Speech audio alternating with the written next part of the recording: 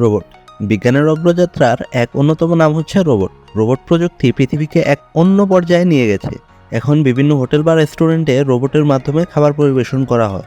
এছাড়া বিভিন্ন খেলাধুলায় কিংবা অনুষ্ঠানেও রোবটের উপস্থিতি লক্ষ্য করা যায়। তো জাদুঘর টিভির আজকের এই পর্বে আমরা দেখতে চলেছি এমনই কিছু রোবট যা রোবটের পুরো ইতিহাসকে পাল্টে দিতে চলেছে।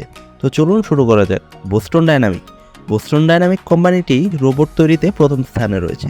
এর রোবটগুলো অত্যাধুনিক হয়, আর্টিফিশিয়াল ইন্টেলিজেন্স ব্যবহার করে নিজে চলতে সক্ষম ও পাশের পরিবেশের সাথেও মানিয়ে নিতে সক্ষম। রোবটটি 4 পায়ের, এটি দৌড়াতে ও খেলাধুলা করতে পারে এবং মানুষের সাথে মিশে থাকতে পারে। সফটওয়্যার রোবোটিক্স পিপার হলো হিউম্যান রোবট, প্রায় 4 ফুট লম্বা, দেখতে অনেক কিউট মানুষের মতো। পিপারের বুকে যোগাযোগের জন্য একটি ট্যাবলেট ডিসপ্লে রয়েছে। এর পরিবেশ বোঝার জন্য ক্যামেরা এবং সেন্সর রয়েছে। এটি মানুষের আবেগ বুঝতে পারে এবং সাড়া দেওয়ার সক্ষমতা রয়েছে।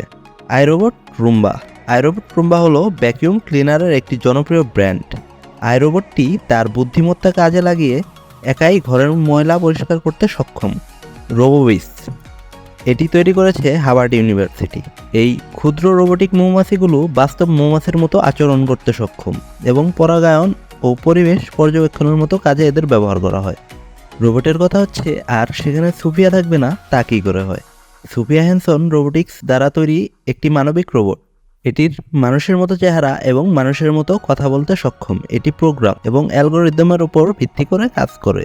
এআই বেসড রোবটগুলো সাধারণত মানুষের মতো চিন্তাভাবনা করতে সক্ষম। আর্টিফিশিয়াল ইন্টেলিজেন্সকে এভাবে রোবটের মধ্যে ব্যবহার করলে হয়তো আমরা একদিন দেখব মানুষের সকল কাজই রোবট করে দিচ্ছে, যা আমাদের পরবর্তী প্রজন্মকে হুমকির মুখে ফেলে দেবে। তো আজকের মতো এই পর্যন্তই। ভিডিওটি ভালো লাগলে লাইক ও শেয়ার করতে পারেন। আর কি বিষয়ে ভিডিও হতে চান তা কমেন্ট করে জানান। আর এমনই নতুন বিষয় জানার ইচ্ছা থাকলে জাদুঘর টিভি চ্যানেলটি সাবস্ক্রাইব করে পাশে রাখা বেল আইকনটি